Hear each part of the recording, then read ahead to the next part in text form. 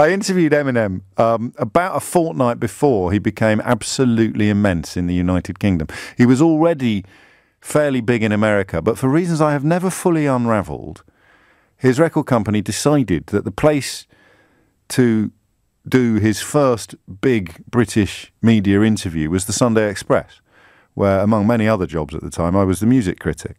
So it had a readership that was, it's probably fair to say, fonder of Val Doonican and Barbara Cartland than any other newspaper in the country. But Warner Brothers decided, I think it was Warner Brothers, might have been Polydor, anyway, it doesn't matter, does it? They decided that the Sunday Express and my interview slot was the best place to introduce the British public to Eminem.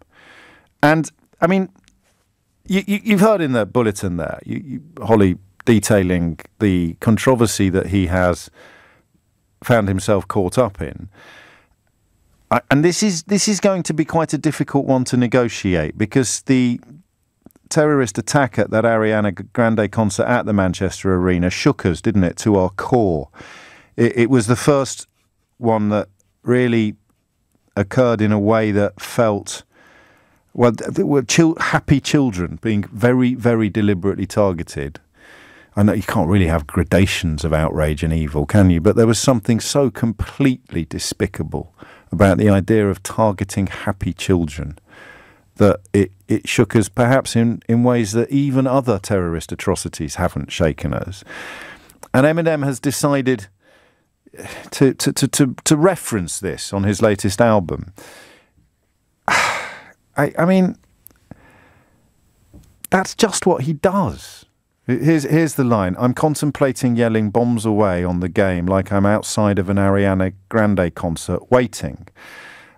It was last year or 2 years ago that he referenced this again in what's called a freestyle rap battle, which is, if you've seen the film 8 Mile, you'll know this is where you compete to rap off the cuff with each other, and the plan is that one of you will completely destroy the other with your lyrical dexterity. So squashed in between a brainwashing machine like an Islamic regime, a jihadist extreme radical suicide bomber that's seeing Ariana Grande sing her last song of the evening, and so it goes on. I am going to read it in full, and I am going to remind you that there was a caveat at the beginning of this interlude where it was stated nothing is off limits to get a reaction from the crowd.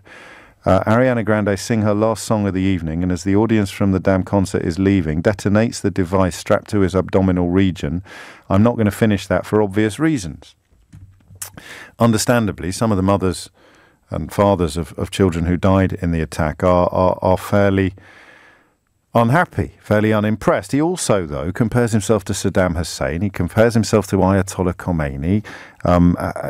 He makes all manner of comparisons. And my question for you is whether or not this is, what's the word I'm looking for? He's just doing what Eminem does, isn't he? What do you do? Here you go. This is a question for our ages. What do you do if somebody is deliberately trying to offend you for money or clicks? And I stress I'm quite a big admirer of his work generally. I don't like this at all. I really don't like this at all. And I'd file it under utterly unnecessary. There's no way that the quality of this album, I haven't heard it yet, but there's, for me, no way that the quality of this album could have been measurably enhanced by the presence of a reference to the human detritus that was responsible for the Manchester Arena terror attack. So it's possible I'm out of the loop a bit as well on the kind of the genre-based observations that might be relevant here. But take anyone you want, someone who deliberately sets out to be offensive. Normally it would be a newspaper columnist or someone who does this for a living. Very, very deliberately trying to put, like a white bloke telling black people that they don't know what racism is, but he does. That kind of, just some people, of course, aren't clever enough to realise that they're being provocative. They are sincere, but most of the people doing that for a living are cashing large cheques while laughing all the way to the bank at the people that they've whipped up into a state of righteous indignation. Trust me.